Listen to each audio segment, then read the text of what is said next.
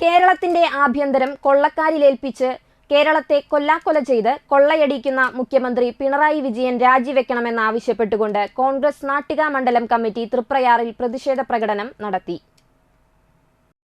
പ്രതിഷേധ യോഗം DCC general secretary Anil Pulikkal ഉദ്ഘാടനം ചെയ്തു. നമ്മുടെ കൊച്ചു കേരളത്തെ കൊച്ചൂടും പിടിക്കുന്ന പിണറായി വിജയന്റെ ഭരണത്തിനെതിരെ അതിശക്തമായ സമര പോരാട്ടങ്ങളുമായി ഇന്ത്യൻ നാഷണൽ കോൺഗ്രസും ഐക്യ ജനാധിപത്യ മുന്നണിയും സമരമുഖത്താണ്. ഒരു നാണവും മാനവുമില്ലാത്ത മുഖ്യമന്ത്രി എന്താരോപണം കേട്ടാലും എന്ത് ആക്ഷേപമുയർന്നാലും അതെല്ലാം തനിക്ക് പൊന്തുവലായി കൊണ്ടു നടക്കുന്ന മുഖ്യമന്ത്രി.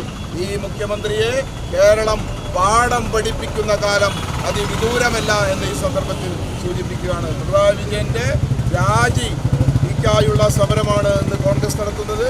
ആ രാജി വെപ്പിച്ച് ഈ സമരം അവസാനിപ്പിക്കുകയുള്ളൂ. ആ സമരത്തിന് നാട്ടിലെ ജനാധിപത്യ വിശ്വാസികളുടെ പരിപൂർണമായ പിന്തുണയും പ്രോത്സാഹനവും ഉണ്ടാകണമെന്ന് മാത്രം സൂചിപ്പിച്ചുകൊണ്ട് ഈ മുഖ്യമന്ത്രിക്കും ഭരണകൂടത്തിനുമെതിരെ കേരളത്തിലെ ഭരണകക്ഷി MLA-മാരിൽ നിന്ന് ഉയർന്നുവരുന്ന ആക്ഷേപങ്ങളുടെ നിജസ്ഥിതി പുറത്തുവരുമ്പോൾ പിണറായി വിജയന് കേരളം മാപ്പ് കൊടുക്കുകയില്ലെന്നും അനിൽ പുളിക്കൽ പറഞ്ഞു. കോൺഗ്രസ് നാട്ടിക മണ്ഡലം പ്രസിഡന്റ് PM സിദ്ദീഖ് അധ്യക്ഷനായി. DCC general secretary VR Vijayan മുഖ്യപ്രഭാഷണം നടത്തി.